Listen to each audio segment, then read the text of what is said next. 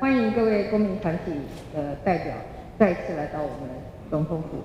在世界地球日的这一天，我们面对面交流，就是要为环境的永续发展多尽一份心力。那今年是气候变迁议题的关键年，从年初至今，我们看到国内外对于这个议题有许多的讨论。不久前呢，在民间环境会议中，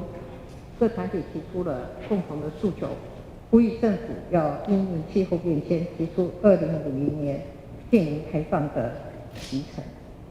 那我也要很坚定地告诉各位，2050年净零转型是全世界的目标，也是台湾的目标。当许多国家还停留在宣示的阶段的时候，台湾已经是按部就班积极部署了。2016年我担任总统后，就开始积极推动能源转型，展绿、蒸汽、减煤、非核，就是我们具体的做法。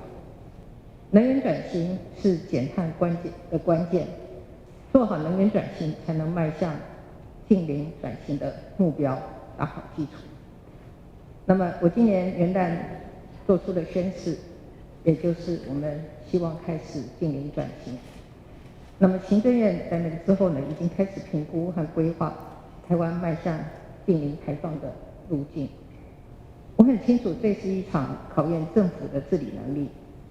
产业转型决心的一个硬仗。正因为是如此呢，对于大家很关心的核四问题，台湾更不能走回头路。我很清楚，重启核四并不可能，也不可行。8月的核四公投，政府会和民间团体站在一起，积极的说明，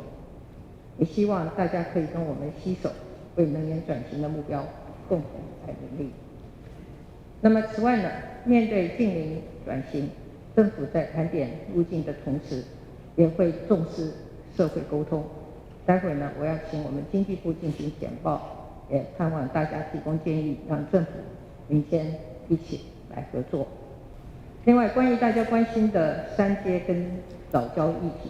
这段时间以来，除了我们现场的团体朋友们，还有很多的民间的朋友纷纷表达了希望政府在能源转型和藻礁保育之间找到更适当的一个平衡点。持续和民间对话是我们一直在做的事情。当年三接的开发面积从前政府的232公顷缩减成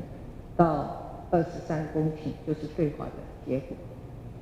这阵子我也注意到民间有相当多的团体呢举办各种对焦会议，政府部门也积极的参与。我们已经加速展开评估、盘点方案，